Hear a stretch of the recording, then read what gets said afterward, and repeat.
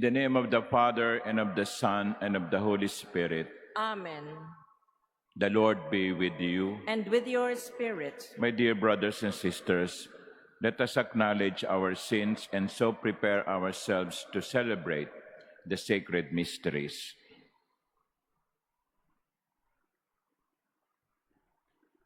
Have mercy on us, O Lord. For we have sinned against you. Show us, O Lord, your mercy. And grant us your salvation. May Almighty God have mercy on us, forgive us our sins, and bring us to everlasting life. Amen. Let us pray. May your Spirit, O Lord, we pray, imbue us powerfully with spiritual gifts, that he may give us a mind pleasing to you, and graciously conform us to your will. To our Lord Jesus Christ, your Son, who lives and reigns with you in the unity of the Holy Spirit, God, forever and ever. Amen. Please be seated.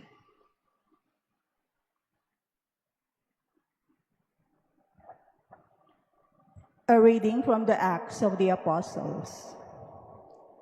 Wishing to determine the truth about why Paul was being accused by the Jews, the commander freed him and ordered the chief priests and the whole Sanhedrin to convene. Then he brought Paul down and made him stand before them. Paul was aware that some were Sadducees and some Pharisees. So he called out before the Sanhedrin, "My brothers, I am a Pharisee, the son of Pharisees.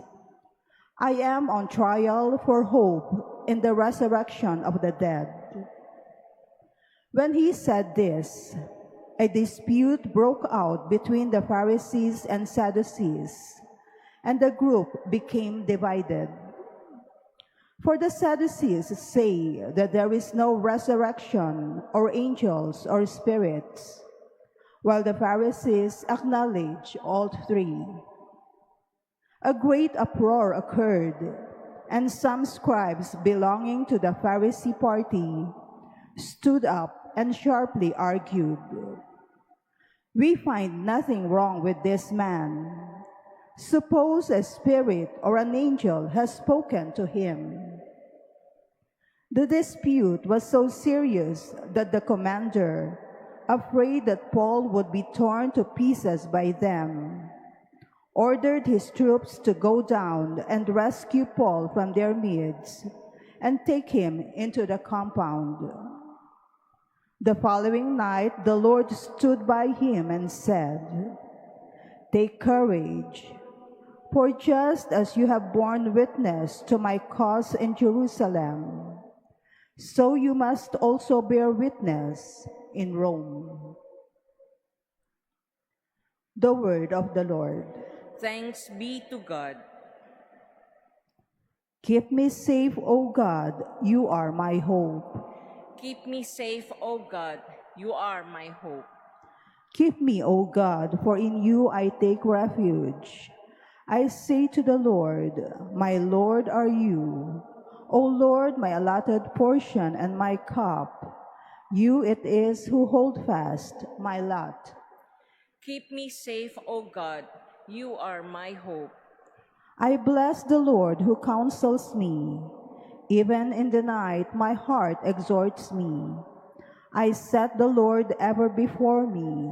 With him at my right hand, I shall not be disturbed. Keep me safe, O God. You are my hope. Therefore my heart is glad and my soul rejoices. My body too abides in confidence, because you will not abandon my soul to the netherworld, nor will you suffer your faithful one to undergo corruption. Keep me safe, O God. You are my hope.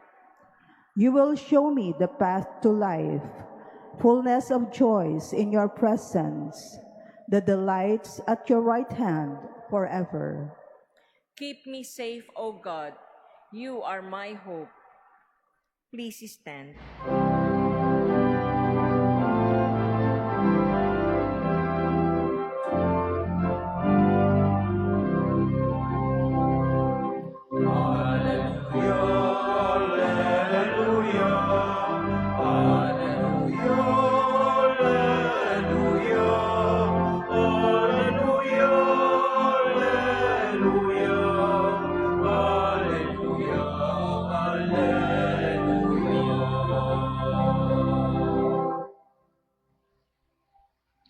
May they all be one as you, Father, are in me and I in you, that the world may believe that you sent me, says the Lord.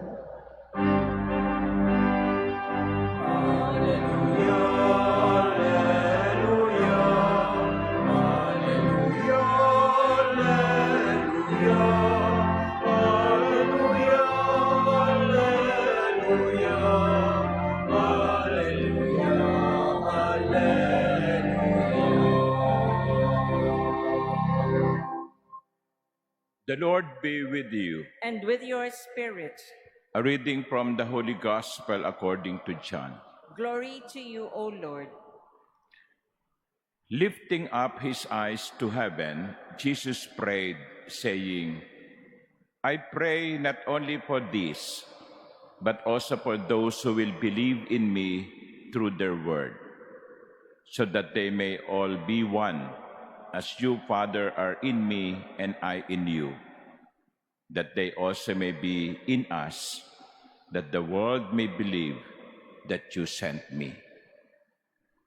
And I have given them the glory you gave me, so that they may be one, as we are one, I in them and you in me, that they may be brought to perfection as one, that the world may know that you sent me, and that you love them even as you loved me. Father, they are your gift to me. I wish that where I am, they also may be with me, that they may see my glory that you gave me, because you loved me before the foundation of the world. Righteous Father, the world also does not know you, but I know you, and they know that you sent me. I made known to them your name, and I will make it known, that the love with which you loved me may be in them, and I in them. The Gospel of the Lord. Praise to you, Lord Jesus Christ. Please be seated. Good morning, my dear brothers and sisters. Kumusta po kayo? Mainam din paminsan-minsan ay kinukumusta kasi baka magtampo, no?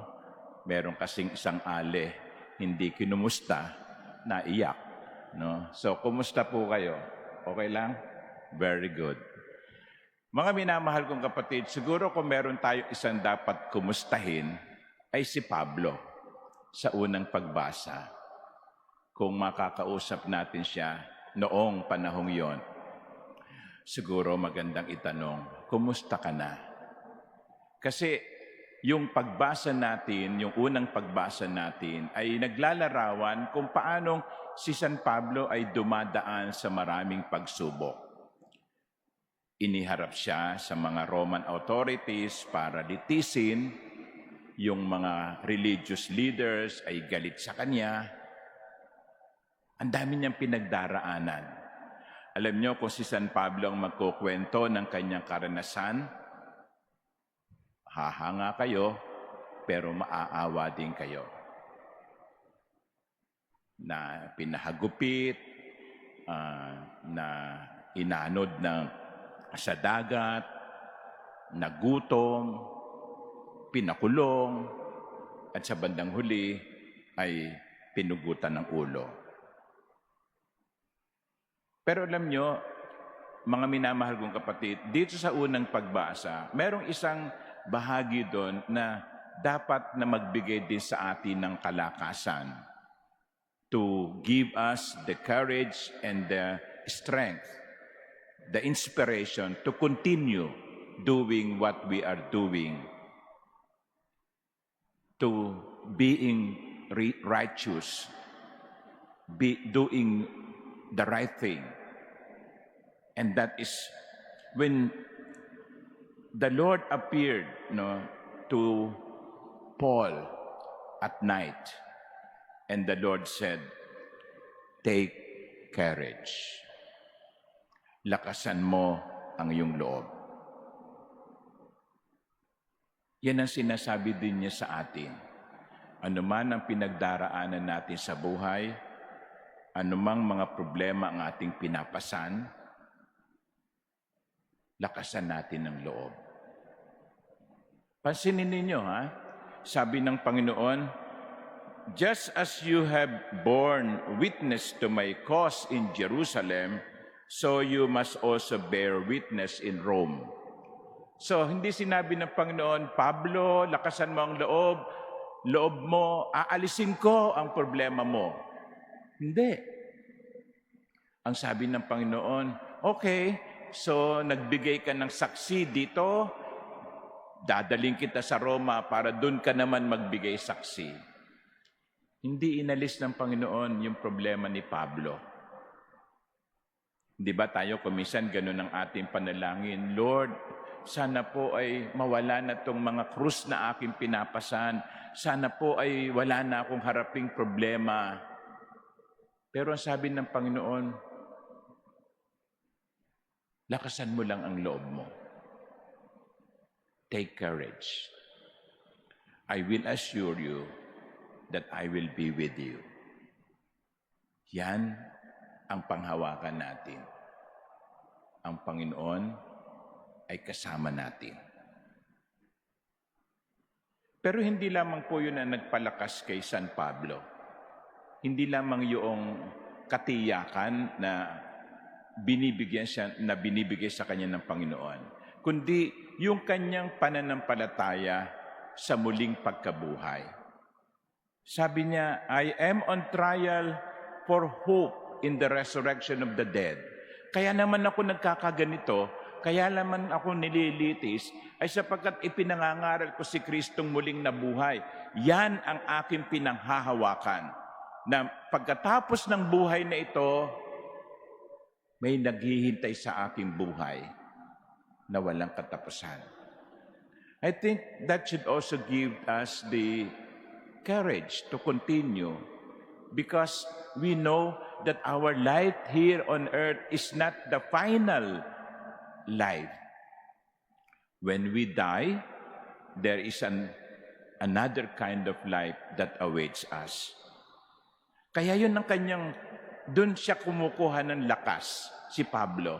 Alam niyang may mangyari man sa kanya dito, sa kabilang buhay naman, ay may naghihintay sa kanyang buhay na walang katapusan. In other words, Paul is not looking only at the moment, at the present life.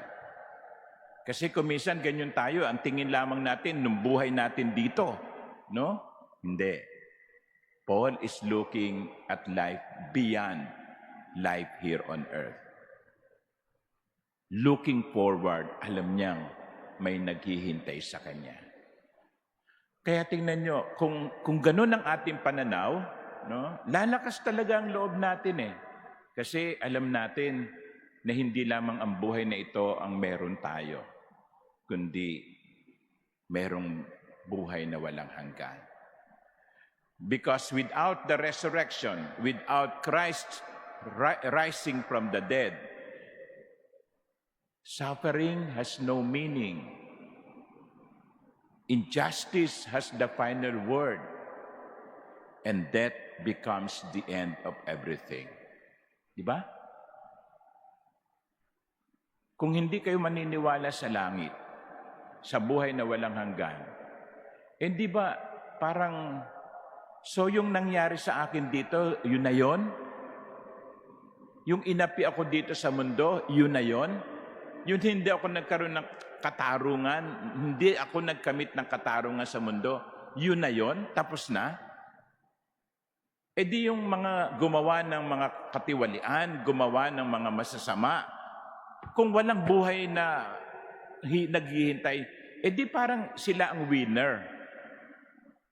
Di ba? But our belief in the resurrection teaches us that no, it's not like that. Kaya nga sa Ebanghelyo, sabi ng Panginoon, I wish that where I am, they also may be with me. Yun ang kanyang dasal. Kung saan ako nandoon, sana ay makasama ko sila. At kung ano ang Panginoon ay nandoon? Buhay na walang hanggan. So my dear brothers and sisters, this morning, there are two things that I would like you to ask yourselves. Number one is, at this moment in my life, ngayon sa buhay kong ito, saan ko kailangang marinig yung mga salita ni Jesus? Lakasan mo ang loob mo. Take courage. Ano yung pinagdaraanan ninyo ngayon na gusto nyong marinig yung mga salita ni Jesus? Lakasan mo ang loob mo. Meron ba? Ano yun? Baka iba sa inyo, merong isang mabigat na karamdamang pinagdaraanan. O kaya ay dumadaan sa isang mabigat na pagsubok. O kaya may problema sa relasyon, sa pamilya, sa mag-asawa. Ano yun? At imagine ninyo, sinasabi sa inyo ng Panginoon, anak, lakasan mo ang loob mo. At ang pangalawa, naniniwala pa ba tayo na merong isang buhay na naghihintay sa atin pagkatapos ng buhay na ito? Kasi yun lang din ang magbibigay sa atin ng pag-asa. Amen.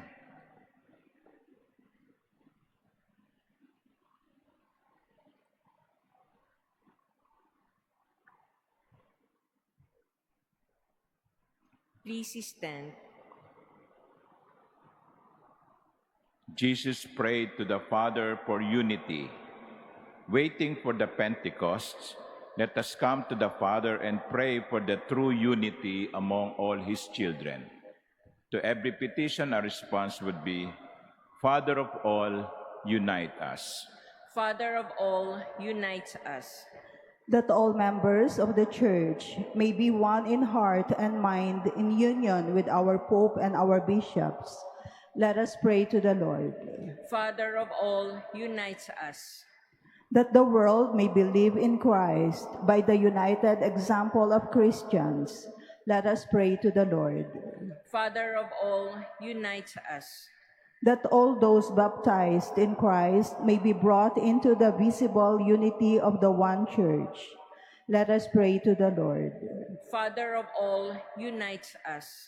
That each family may be made one in faith and love. Let us pray to the Lord. Father of all, unite us. We earnestly pray for peace in the Middle East and the world. May God purify the world of all violence, greed, and misuse of power that brings suffering and death to many. Let us pray to the Lord. Father of all, unite us. We pray for those who suffer because of the scourge of war, that peace may be granted to them soon, and may every people live in tranquility and freedom. Let us pray to the Lord. Father of all, unite us. That the dead may be called to perfect union with God forever. Let us pray to the Lord. Father of all, unite us. Holy Father, through these prayers, may all people be led to that unity which you share with the one you have loved before the foundation of the world. We ask this through Christ our Lord. Amen. Please be seated.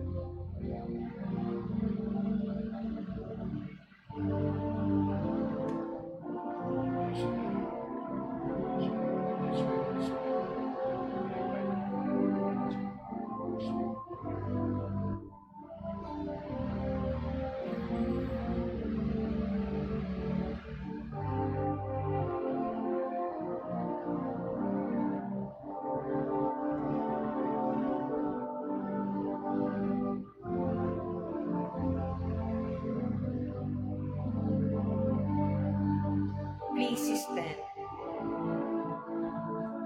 Pray, my dear sisters and brothers, that my sacrifice and yours may be acceptable to God, the Almighty Father. May the Lord accept the sacrifice at your hands for the praise and glory of his name, for our good and the good of all his holy church. Look mercifully, graciously sanctify these gifts, O Lord, we pray, and accepting the oblation of this spiritual sacrifice, make of us an eternal offering to you, through Christ our Lord. Amen. The Lord be with you. And with your spirit, Lift up your hearts. we lift them up to the Lord. Let us give thanks to the Lord our God. It is right and just. It is truly right and just, our duty and our salvation, always and everywhere, to give you thanks, Lord, Holy Father, Almighty and eternal God, through Christ our Lord. For after his resurrection, he plainly appeared to all his disciples and was taken up to heaven in their sight, that he might make us sharers in his divinity. Therefore, overcome with paschal joy, every land, every people exalts in your praise, and even the heavenly powers with the angelic hosts sing together the unending hymn of your glory as they acclaim. Holy, holy, holy Lord God of hosts, heaven and earth are full of your glory. Hosanna in the highest. Blessed is he who comes in the name of the Lord. Hosanna in the highest. Please kneel. You are indeed holy, O Lord, the fount of all holiness. Make holy, therefore, these gifts, we pray, by sending down your Spirit upon them like the dew fall, so that they may become for us the body and blood of our Lord Jesus Christ. At the time he was betrayed and entered willingly into his passion, he took bread, and giving thanks, broke it and gave it to his disciples, saying, "Take this, all of you, and eat of it. For this is my body, which will be given up for you."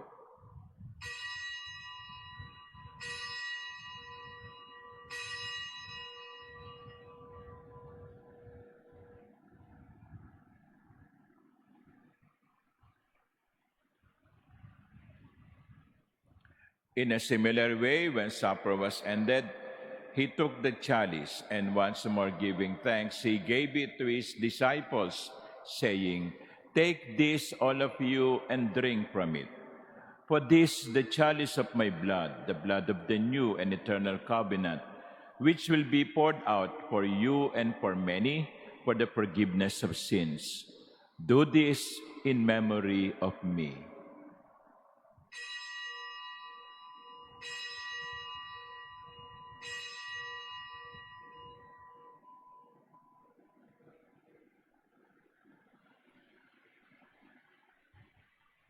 Please stand. The mystery of faith. When we eat this bread and drink this cup, we proclaim your death, O Lord, until you come again. Therefore, as we celebrate the memorial of his death and resurrection, we offer you, Lord, the bread of life and the chalice of salvation, giving thanks that you have held us worthy to be in your presence and minister to you. Humbly we pray that, partaking of the body and blood of Christ, we may be gathered into one by the Holy Spirit.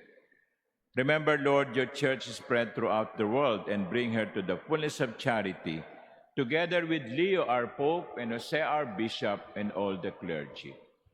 Remember also our brothers and sisters who have fallen asleep in the hope of the resurrection, and all who have died in your mercy.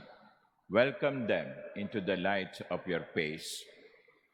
Have mercy on us all, we pray, that with the Blessed Virgin Mary, Mother of God, with Blessed Joseph, her spouse, with the blessed apostles and all the saints who have pleased you throughout the ages, we may merit to be co-heirs to eternal life, and may praise and glorify you through your Son, Jesus Christ. Through him and with him and in him, O God, Almighty Father, in the unity of the Holy Spirit, all glory and honor is yours forever and ever.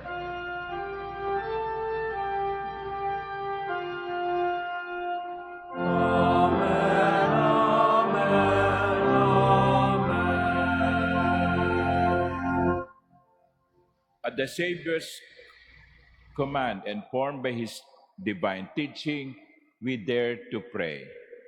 Our Father, who art in heaven, hallowed be thy name. Thy kingdom come, thy will be done on earth as it is in heaven. Give us this day our daily bread, and forgive us our trespasses, as we forgive those who trespass against us. And lead us not into temptation, but deliver us from evil. deliver us, Lord, we pray, from every evil. Graciously grant peace in our days, that by the help of your mercy, we may be always free from sin and safe from all distress, as we await the blessed hope and the coming of our Savior, Jesus Christ. For the kingdom, the power, and the glory are yours, now and forever. Lord Jesus Christ, who said to your apostles, "Peace I leave you, my peace I give you." Look not on our sins, but on the faith of your church, and graciously grant her peace and unity in accordance with your will, who live and reign forever and ever. Amen. The peace of the Lord be with you always. And with your spirit. Let us offer each other the sign of peace.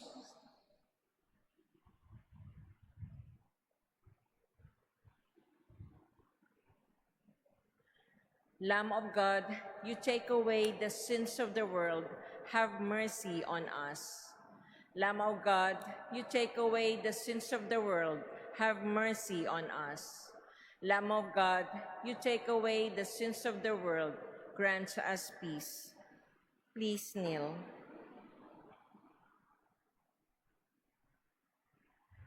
Behold the Lamb of God. Behold him who takes away the sins of the world. Blessed are those called to the supper of the Lamb. Lord, I am not worthy that you should enter under my roof, but only say the word, and my soul shall be healed.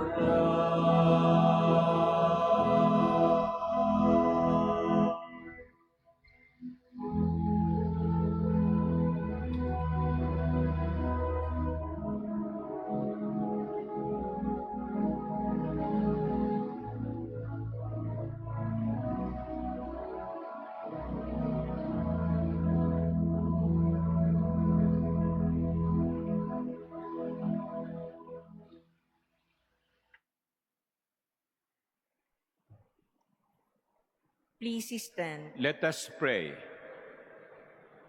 May the mysteries we have received, O Lord, we pray, enlighten us by the instruction they bring, and restore us to our participation in them, that we may merit the gifts of the Spirit. Through Christ our Lord. Amen.